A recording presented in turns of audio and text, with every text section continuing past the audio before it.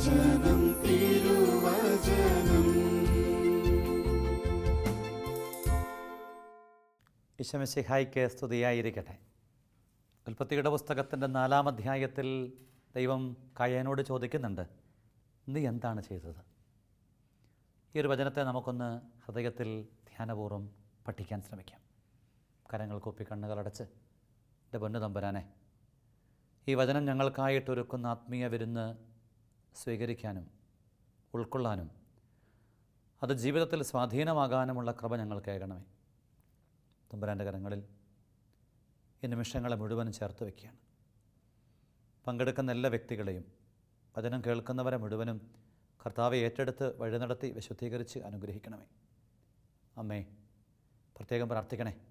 വിശുദ്ധ യോസേപ്പേ, പ്രാർത്ഥിക്കണേ. എല്ലാ അനുഗ്രഹങ്ങളും നന്മകളും ഈ മണിക്കൂറുകളിൽ, ഈ വചന നിമിഷങ്ങളിൽ ഞങ്ങൾക്കായി ഒരുക്കണമേ. ശൈൽ പ്രിയപ്പെട്ടവരെ, കായേൻ തൻ്റെ സഹോദരൻ ആബേലിനെ വധിച്ച് വലിയ മനോവ്യഥയൊന്നുമില്ലാതെ ഇങ്ങനെ നടക്കുമ്പം ദൈവം ചോദിക്കുന്നൊരു ചോദ്യമാണിത്, നീ എന്താ ചെയ്തേ? സാധാരണ ഇങ്ങനെയൊരു ചോദ്യം ചോദിക്കുന്നത് രഹസ്യത്തിൽ ആരും കാണാതെ എന്തോ ഒരു വലിയ തട്ടിപ്പ് നടത്തിയതിൻ്റെ ഒടുവിലാണ് ഇത്തരമൊരു ചോദ്യം പൊതുവെ നമ്മളൊക്കെ ചോദിക്കുക. ചെയ്തൊരു പ്രവൃത്തി നെഗറ്റീവാണ് എന്നും അത് രഹസ്യത്തിലാണ് എന്നുമൊക്കെ ഈ ചോദ്യത്തിൻ്റെ പുറത്ത് കൃത്യമായിട്ട് സൂചനയുണ്ട്. എന്ത് അതിക്രമം നീ കാണിച്ചേ? അങ്ങനെയാണ് ആ ചോദ്യത്തിൻ്റെ മറ്റൊരു ഒരു ശൈലി. ഇനി പോസിറ്റീവായിട്ടൊരു പ്രവൃത്തിയെ ചെയ്തെങ്കിൽ നമ്മൾ ചെയ്യുന്ന നമ്മുടെ ചോദ്യത്തിനകത്ത് വേറൊരു ടോണും വേറൊരു നിലപാടും ഉണ്ടാവുക. നീ ഇത് ചെയ്തൂലേ, നീയും ഇത് ചെയ്തോ എന്ന് ചോദിക്കുമ്പോൾ അതിൻ്റെ അർത്ഥതലങ്ങൾ മാറിപ്പോവുകയാണ്. ഇവിടെ ദൈവം കായേൻ എന്ന് പറയുന്ന ആദ്യത്തെ കൊലപാതകയുടെ ജീവിതത്തോട് ബന്ധപ്പെടുത്തിയിട്ട് ശക്തമായ ഒരു ചോദ്യം ചോദിച്ചുകൊണ്ട് എന്നോടും നിങ്ങളോടും ആ ചോദ്യം ഇന്നും ആവർത്തിക്കുകയാണ്, നീ എന്താ ചെയ്തേ?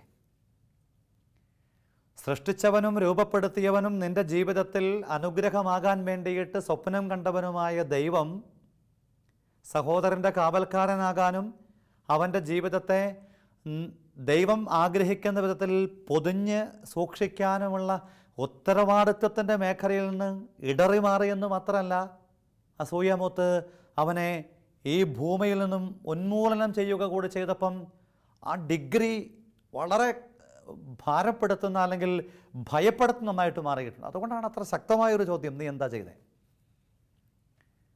എന്നാൽ നല്ല പോസിറ്റീവ് എനർജിയുള്ള ചില മനുഷ്യരൊക്കെ ഉണ്ട്. എന്നെ അങ്ങനെ അത്ഭുതപ്പെടുത്തിയിട്ടുണ്ട്. ഒരു പെൺകുട്ടി, നമുക്ക് 28 വയസ്സ് പ്രായമുണ്ട്. അപ്പൻ്റെ കൂടെ കാണാൻ വേണ്ടി വന്നിരിക്കുക. അവളിങ്ങനെ ഗൾഫിൽ ഒരു ജോലിയൊക്കെ കിട്ടി വീട് പണിയാനായിട്ട് വലിയ ആഗ്രഹവുമായിട്ടാണ് വന്നിരിക്കുന്നത്.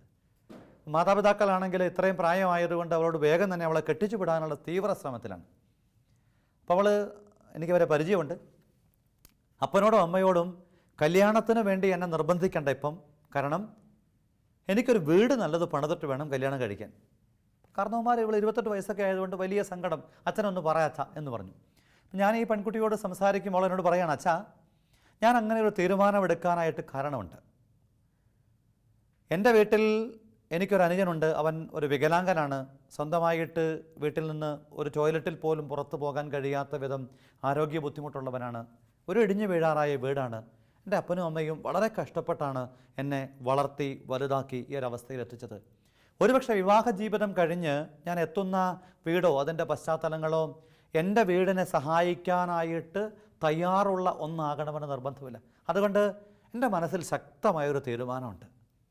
എൻ്റെ അപ്പനും അമ്മയ്ക്കും ചോരാത്തൊരു വീട്ടിൽ കിടക്കാനും എൻ്റെ ആങ്ങളയ്ക്ക് പരുക്ക് പറ്റാതെ ടോയ്ലറ്റിൽ പോകാൻ കഴിയുന്ന ഒരു നല്ല ടോയ്ലറ്റ് സംവിധാനം മുറിക്കകത്തുണ്ടാക്കാനും അത്തരത്തിലൊരു വീട് പണിയാനും കഴിയുന്നത് വരെ ഞാൻ വിവാഹത്തിന് തയ്യാറല്ല.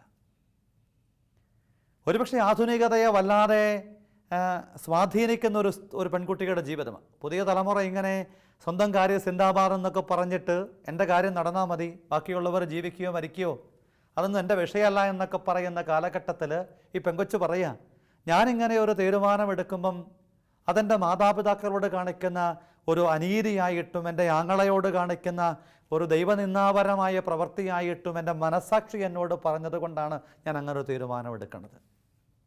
എന്നെ വല്ലാണ്ട് അവൾ വിസ്മയിപ്പിച്ചു. അങ്ങനെ തീരുമാനമെടുത്ത് ആ മാതാപിതാക്കൾക്ക് വേണ്ടിയിട്ടൊരു വീടൊക്കെ പണിത് കല്യാണം കഴിഞ്ഞ ഉടനെ അപ്പൻ ഇത്തിരി പ്രായമായിട്ട് കല്യാണം കഴിച്ച മനുഷ്യനാണ്. അദ്ദേഹം പെട്ടെന്ന് മരണപ്പെട്ടു. പ്രിയപ്പെട്ട സഹോദരങ്ങളെ, ഇങ്ങനെയുള്ള പോസിറ്റീവായിട്ടുള്ള പ്രവൃത്തികളെ നമ്മളിങ്ങനെ കൗതുകത്തോടു കൂടിയിട്ട് കൊതിയോട് കൂടിയിട്ട് കാണുമ്പം ദൈവം പോലും വലിയ ആകുലതയോട് കൂടിയിട്ട് ഭാരത്തോട് കൂടിയിട്ട് ചോദിക്കുക, നീ എന്താ ചെയ്തേ? എന്നെ പണിയാ നീ കാണിച്ചേ? കായേനോട് ദൈവം ചോദിക്കുന്ന ചോദ്യമാണ്. ആ ചോദ്യത്തിന് ഒരുപാട് അർത്ഥമുണ്ട്. ദൈവത്തിന് പോലും സങ്കടം വരുന്ന, സ്വർഗത്തെ നാണിപ്പിക്കുന്ന, അല്ലെങ്കിൽ ലജ്ജയുളവാക്കാൻ പര്യാപ്തമാകുന്ന ഒരു പ്രവൃത്തിയായിട്ട് അതിനെ കാണുന്നത് കൊണ്ടാണ് ആത്മീയപിതാക്കന്മാർ പറയണത്, നാണത്തിൽ നിന്നും ആകുലതയും, ആകുലതയിൽ നിന്നും വേദനയും, വേദനയിൽ നിന്നും വളർച്ചയും ഉണ്ടാകും, അങ്ങനെ അത് അനുഗ്രഹമാകും. എന്ന് വെച്ചാൽ ഇത്തരം ഒരു ചോദ്യം ചോദിക്കുക വഴിയായിട്ട് ഒരു വ്യക്തിയിൽ എന്തുണ്ടാവും? ഒരു നാണം ഉണ്ടാവും, ഒരു ലജ്ജ ഉണ്ടാവും. അതവൻ്റെ ഉള്ളിൽ വേദനയായിട്ടും ആകുലതയായിട്ടും മാറും. അത് പതിയെ പതിയെ വളരാനായിട്ട് തുടങ്ങും. അത് അനുഗ്രഹത്തിലേക്കുള്ള വഴിയായി, നീർച്ചാലായി രൂപാന്തരപ്പെടും. തമ്പുരാൻ ഇങ്ങനെ ഓരോരുത്തരോടും ചോദിക്കുന്നതിൻ്റെ പുറകിലെ കാര്യം ഇതാണ്. അതുകൊണ്ട് ഈ ആധുനിക കാലഘട്ടത്തിൽ ഇത് കേൾക്കുന്നവരായ പ്രിയപ്പെട്ടവർ ഓർക്കണം, ഈ തെറ്റുകളൊക്കെ കാണുമ്പോൾ അതിനെ ചൂണ്ടിക്കാണിക്കാനും തിരുത്താനുമുള്ള ആർജവം നമ്മൾ കാണിക്കണം. ഇന്ന് പലപ്പോഴും ഇങ്ങനെ മാതാപിതാക്കളുടെ ഉള്ളിലുണ്ട് ഈ പ്രശ്നം. മക്കളൊക്കെ വഴിതെറ്റിയെന്ന് ആരെങ്കിലും പറയുമ്പം ഈ പറയുന്നവൻ്റെ പുറത്ത് പൊതുയോഗം കൂടുന്നൊരു സംസ്കാരം. നിങ്ങൾക്ക് ആൾ മാറിപ്പോയതാ, തോന്നല, എൻ്റെ കൊച്ചോ അവിടെ കണ്ടെന്നു ചുമ്മാ അങ്ങ് തർക്കിക്കുക. എനിക്കറിയാം, ഒരു വികാരി അച്ഛൻ 9ാം ക്ലാസ്സുകാരൻ്റെ കയ്യിൽ മൊബൈൽ ഫോൺ ഉണ്ടെന്നും അതിനകത്ത് കാണാൻ പാടില്ലാത്തത് അവൻ കാണുന്നുണ്ടെന്നും ഒക്കെ മനസ്സിലാക്കിയിട്ട് തൊണ്ടി സഹിതം ഈ സാധനത്തിൻ്റെ എല്ലാ കാര്യങ്ങളും പിടിച്ച് കൃത്യമായി സെറ്റപ്പ് ആക്കിയിട്ട് അപ്പനെയും അമ്മയും വിളിച്ചിട്ട് ഈ കാര്യം പറഞ്ഞപ്പം അപ്പം പറഞ്ഞ പ്രയോഗം അച്ഛൻ എന്നോട് പറഞ്ഞു, എൻ്റെ മകൻ്റെ കയ്യിൽ മൊബൈൽ ഫോൺ ഉണ്ടെന്ന് അച്ഛൻ തെളിയിച്ച ഒരു കാറങ്ങ് മേടിച്ച് തരും. ചുമ്മാ അങ്ങ് അടിച്ചേക്കുക. അച്ഛൻ ചോദിച്ചു, പിള്ളേർ കളിക്കണ റിമോട്ട് കൺട്രോൾ ഉപയോഗിച്ച് ഓടുന്ന 100 രൂപയുടെ കാറാണ്? ഇല്ല, അല്ല വില കൂടിയ കാർ, ഏതോ ഒരു ബ്രാൻഡിൻ്റെ പേരൊക്കെ അയാൾ പറഞ്ഞു. അവസാനം വളരെ കൃത്യമായിട്ടും പിറ്റേന്ന് വിശുദ്ധ കുർബാന കഴിഞ്ഞ് ഈ മകനെ, അവൻ്റെ കൂട്ടുകാരനെ, ഒരുത്തനെ ഒക്കെ സെറ്റപ്പാക്കിയിട്ട് ചോദ്യങ്ങൾക്കൊടുവിൽ കൃത്യമായിട്ടും അവൻ്റെ മൊബൈൽ ഫോണും അത് സൂക്ഷിക്കാൻ കൊടുത്തവൻ്റെ കയ്യിൽ നിന്ന് അത് വാങ്ങിച്ച് അങ്ങനെ വളരെ കൃത്യമായിട്ട് ആധികാരികമായിട്ട് അത് തെളിയിച്ച് കഴിഞ്ഞപ്പം ഈ അപ്പം പിന്നെ വാവിട്ട് കരച്ചിലും ചങ്കത്തടിക്കലും പ്രശ്നങ്ങളും ഒക്കെ. എന്താ അതിൻ്റെ അർത്ഥം? തെറ്റുകൾ ചൂണ്ടിക്കാണിക്കാനായിട്ടും അത് തിരുത്താനായിട്ടും എന്താ ഇങ്ങനെ ചെയ്തേ എന്ന് ദൈവം ചോദിച്ചതുപോലെ ആധികാരികമായിട്ട് ചോദിക്കാനായിട്ട് ബലമുള്ളൊരപ്പനാകണം, ബലമുള്ളൊരമ്മയാകണം ആദ്യം ദൈവത്തിൻ്റെ ഈ ചൈതന്യം.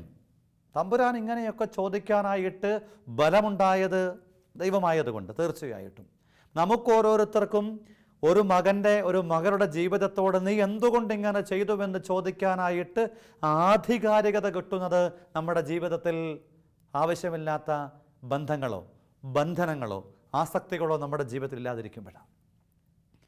ഏതെങ്കിലും ഒരു അപ്പനും അമ്മയ്ക്കും മക്കളുടെ നേരെ നോക്കിയിട്ട് ചെയ്യരുത് എന്ന് പറയാൻ, അരുത് എന്ന് പറയാൻ, എന്ത് അപരാധമാണ് നീ ചെയ്തത് എന്ന് ചോദിക്കാൻ ചങ്കൂറ്റം എന്നൊക്കെ പറയും, ചങ്കുറപ്പെന്നൊക്കെ പറയും, ബലം എന്നൊക്കെ പറയും. അത് കിട്ടാണ്ട് വരുന്നുണ്ടെങ്കിൽ അതിൻ്റെ പുറകിലെ കാരണം അവരുടെ ജീവിതത്തിൽ എവിടെയോ അവർക്ക് ചില തേങ്ങലുകളും തെന്നിമാറലുകളും ഒക്കെ ഉള്ളത് കൊണ്ടാണ്. അതുകൊണ്ടാണ് വചനം ചോദിക്കണത്, നിനക്ക് ഈ ചോദ്യം ചോദിക്കാനുള്ള ബലമുണ്ടോ? ഈ ചോദ്യം ചോദിക്കാനുള്ള ബലമുണ്ടോ? ഈ ചോദ്യം ചോദിക്കാൻ ബലം കിട്ടണമെങ്കിൽ നമ്മൾ എന്ത് ചെയ്യണം? ജീവിതത്തിൽ വളരെ ക്രെഡിബിളായിട്ട് ജീവിക്കണം. കസാൻഡ്രസ് സാക്കീസിൻ്റെ റിപ്പോർട്ട് ടു ഗ്രോക്കോ എന്ന് പറയുന്ന നോവലിനകത്ത് അഭിസാരിക ഇങ്ങനെ ഈ കസാൻഡ്രസ് സാക്കീസിനെ വഴിതെറ്റിക്കാൻ വേണ്ടിയിട്ട് പ്രലോഭനങ്ങളുടെ അനുഭവങ്ങളുമൊക്കെയായിട്ട് ആരുമില്ല, നമുക്കൊരുമിച്ച് സുഖങ്ങൾ ആസ്വദിക്കാമെന്നൊക്കെ പറയുമ്പം കസാൻഡ്രസ് സാക്കീസ് പറയുന്ന ഒരു ശ്രദ്ധേയമായ കാര്യം നോവലിനകത്തുണ്ട്. അതിങ്ങനെയാണ്, ആരുമില്ല എന്ന് പറയുമ്പോഴും ദൈവം കാണുന്നുണ്ട് എന്ന് മറക്കരുത്. ഈ ഒരു ബോധ്യം നമുക്ക് ഈ പുതിയ തലമുറയ്ക്ക് കൊടുക്കാൻ പറ്റുന്നുണ്ടോ? ഒരുപക്ഷെ കായേനോട് ദൈവം ഈ ചോദിക്കുന്ന ചോദ്യത്തിൻ്റെ പുറകിൽ ഹൃദയാന്തരാളത്തിൽ ദൈവം ഒളിപ്പിച്ചു വെച്ച സ്നേഹവും കരുതലും ശ്രദ്ധയും പരിഗണനയുമൊക്കെ ചേർന്നിട്ടുള്ള ആ മേഖലകളെ ഒന്ന് ഉണർത്തിക്കൊണ്ട് തമ്പുരാൻ ചോദിക്കണേ. ദൈവത്തിൻ്റെ ഛായാസാദൃശ്യങ്ങളെ മുഴുവനും ചേർത്ത് വെച്ചുകൊണ്ട് സ്വർഗം ഡിസൈൻ ചെയ്ത് രൂപപ്പെടുത്തിയ ഈ ജീവിതം ആ ഹൃദയത്തിൻ്റെ നിക്ഷേപത്തെക്കുറിച്ചുള്ള അവബോധങ്ങളൊക്കെ നഷ്ടപ്പെടുത്തിയിട്ട് തന്നിഷ്ടം പോലെ അവരുടെ ജീവിതത്തിന് ഹാനിയായി മാറിയത് നൊമ്പരമായിട്ട് ഏറ്റെടുത്തുകൊണ്ടാണ് തമ്പുരാൻ ഈ ചോദ്യം ചോദിക്കുന്നത്. ഈ ചോദ്യം നമ്മുടെ ഉള്ളിൽ നമ്മൾ ധ്യാനമായി സൂക്ഷിക്കുന്നതോടൊപ്പം ഈ ദൈവത്തിൻ്റെ സാന്നിധ്യത്തെ, ദൈവം കാണുന്നുവെന്ന ചിന്തയെ, ദൈവം എൻ്റെ ഒപ്പമുണ്ട് എന്ന ബോധ്യത്തെ കുറച്ചും കൂടി ഒന്ന് പ്രായോഗികതയിലൊന്ന് മനസ്സിലാക്കാനായിട്ട് ശ്രമിക്കുകയാണ്. അപ്പോൾ ദൈവം കാണുമെന്ന ചിന്ത കായേൻ്റെ ഉള്ളിലുണ്ടായിരുന്നുവെങ്കിൽ കായേൻ തീർച്ചയായിട്ടും 4 കാര്യങ്ങൾ ജീവിതത്തിൽ ശ്രദ്ധിക്കുമായിരുന്നു. ഒന്നാമത്തെ കാര്യം, ദൈവം കൂടെയുണ്ട് എന്ന ബോധ്യമുള്ള വ്യക്തിയിൽ ഉണ്ടായിരിക്കുന്ന ഒന്നാമത്തെ കാര്യം, ഉന്നതമായ കാഴ്ചപ്പാടുകളുണ്ടാവും. അതായത് നമ്മുടെ ജീവിതത്തിൻ്റെ നിലവാരം എന്ന് പറയുന്നത് ദൈവം കൂടെയുണ്ട് എന്ന ബോധ്യമുണ്ടായി കഴിയുമ്പം നമ്മൾ ചുമ്മാ നമ്മുടെ നാടൻ ഭാഷയിൽ പറയും ചപ്പടാച്ചി പരിപാടികൾക്കൊന്നും നമ്മൾ പോവില്ല. നമ്മുടെ സ്റ്റാൻഡേർഡ് കൂടുതൽ മെച്ചപ്പെട്ടതായതുകൊണ്ട് കുറച്ചും കൂടെ ഉപരി അനുഗ്രഹത്തിൻ്റെ വഴി നമ്മുടെ ജീവിതത്തിൻ്റെ ഭാഗമായതുകൊണ്ട് നമ്മുടെ സംസാരത്തിലും പെരുമാറ്റത്തിലും നിലപാടിലുമൊക്കെ അത് പ്രകടമാകും. അതുകൊണ്ടാണ് ഹെബ്രായ ലേഖനം 11:6 പറയും, ദൈവസന്നിധിയിൽ ശരണം പ്രാപിക്കുന്നവർ ദൈവമുണ്ടെന്നും തന്നെ അന്വേഷിക്കുന്നവർക്ക് അവിടുന്ന് പ്രതിഫലം നൽകുമെന്നും വിശ്വസിക്കണം. അതായത് ദൈവത്തിൻ്റെ സന്നിധിയിൽ ശരണം പ്രാപിച്ച് നിൽക്കുന്നവർ എന്നും ഓർക്കണം, നമ്മുടെ ജീവിതത്തിൽ ദൈവമുണ്ടെന്ന് മാത്രമല്ല, ദൈവം അന്വേഷിക്കുന്നവർക്ക് വേണ്ടിയിട്ട് കൃത്യമായിട്ടും അനുഗ്രഹത്തിൻ്റെ വഴികൾ നൽകും. അപ്പം കായേൻ്റെ ജീവിതത്തിൽ ഈ ദർശനം ഉണ്ടായിരുന്നുവെങ്കിൽ തൻ്റെ സഹോദരൻ ആബേലിൻ്റെ ബലി കൂടുതൽ സ്വീകാര്യമായത് കായേൻ ഒരു പലവിചാരമായി മാറാതെ കൂടുതൽ നന്നായിട്ട് പ്രതിഫലത്തിന് വേണ്ടിയിട്ട് അധ്വാനിക്കുന്ന മനസ്സുണ്ടായേനെ. നമ്മുടെ ജീവിതത്തിൽ ഓർക്കണം, അതായത് വലിയ പ്രതിഫലം നൽകാൻ കഴിയുന്ന ദൈവത്തിൽ, അല്ലെങ്കിൽ എൻ്റെ പ്രവൃത്തികളെ കാണുന്ന ഒരു ദൈവത്തിൽ അഭയം ഗമിക്കുക. മനുഷ്യർ ചിലപ്പോഴൊക്കെ വേണ്ടത്ര പരിഗണനയോ പ്രോത്സാഹനമോ ഒന്നും തന്നില്ലെങ്കിലും ദൈവം എൻ്റെ പ്രവൃത്തികളെ കാണുന്നുണ്ട് എന്ന് തിരിച്ചറിയുമ്പം നമുക്ക് ജീവിതത്തിൽ കുറേയും കൂടെ നന്നായിട്ട് ജീവിക്കാനുള്ള പ്രചോദനം കിട്ടും. ഇന്നിപ്പം പുതിയ തലമുറയ്ക്കില്ലാത്തൊരു പ്രശ്നം അതാ, ഇരുട്ടും. കുഞ്ഞുണ്ണി മാഷ് വെളിച്ചം ദുഃഖമാണുണ്ണി തമസല്ലോ സുഖപ്രദം എന്നൊക്കെ പാടാൻ പഠിപ്പിച്ചെന്ന് പറഞ്ഞാണ് നടക്കുന്നത്. എന്നുവെച്ചാൽ ഇരുട്ടിനെ സ്നേഹിക്കുന്ന വിധത്തിലൊക്കെ ഒന്ന് ചെറുപ്പം മാറിക്കൊണ്ടിരിക്കുകയാണ്. ആ അപകടത്തിൽ നിന്ന് മാറണമെങ്കിൽ ദൈവം കാണുന്നുവെന്നുള്ള ഉന്നതമായ ഒരു കാഴ്ചപ്പാടിലേക്ക് വളരാൻ നമുക്ക് സാധിക്കട്ടെ. മറ്റൊരു കാര്യം, ഈ തമ്പുരാൻ്റെ ഹൃദയം കാണുന്ന തമ്പുരാൻ്റെ മറ്റൊരു പ്രത്യേകത, ഈ പരാതികളില്ലാത്ത തൃപ്തിയുടെ നിറവുള്ളൊരു ജീവിതത്തിന് വേണ്ടിയിട്ട് നമ്മൾ പരിശീലിക്കണം. പരാതികളില്ലാത്ത മറ്റൊരു വ്യക്തിയോട് നമ്മുടെ ജീവിതത്തിൽ തൃപ്തിയില്ലാത്ത വിധം പെരുമാറാത്ത ഒരു നിലപാടിലേക്ക് നമ്മൾ വളരാനായിട്ട് ശ്രദ്ധിക്കണം. ഇന്നിപ്പം പരാതിയുടെ ഭാണ്ഡമാണ് മനുഷ്യൻ്റെ ജീവിതം. ഏതു മനുഷ്യൻ്റെ ജീവിതം എടുത്താലും സംതൃപ്തി എന്നൊക്കെ പറയണത് ഇന്ന് അന്യം നിന്ന് പോയിരിക്കുക. മതി എന്നൊക്കെ പറയാൻ പറ്റുമോ? കഴിഞ്ഞ ദിവസം ഒരു കൊച്ചിനോട് കുറച്ച് മുട്ടായി കൊടുത്തു, അത് കഴിഞ്ഞ് പിന്നെ വേണമെന്ന് ചോദിച്ചപ്പം എനിക്കത് മതി. അപ്പം കൈ നിറച്ച് മുട്ടായി കൊടുക്കുമ്പോഴും 1ഓ 2ഓ മാത്രം എടുക്കാൻ കഴിയുന്ന ഒരു ആത്മീയ അനുഗ്രഹീത ശൈലിയിലേക്ക് ഒരു കുഞ്ഞു വളർന്നിരിക്കുക. മതി എന്ന് പറയാൻ കഴിയുന്ന ഒരു മനസ്സ്, സംതൃപ്തിയായി എന്ന് പറയാൻ കഴിയുന്ന ഒരു മനോഭാവം. ഇന്നിപ്പം പോന്നോട്ടെ എത്ര കിട്ടിയാലും മതി വരാത്ത വിധമുള്ള ചിന്തയുടെ കാലഘട്ടത്തെ ജീവിക്കുമ്പം മതിയെന്ന് പറയുക, അത് മതി, അതൊരു വല്ലാത്ത വളർച്ചയുടെ സാധനമാണ്. അതുകൊണ്ടാണ് ഫിലിപ്പിയ ലേഖനം 2:14 പറയും, എല്ലാ കാര്യങ്ങളും മുറുമുറുപ്പും തർക്കവും കൂടാതെ ചെയ്യണം. എന്നുവെച്ചാൽ പരാതി ഇല്ലാണ്ട് ചെയ്യണം.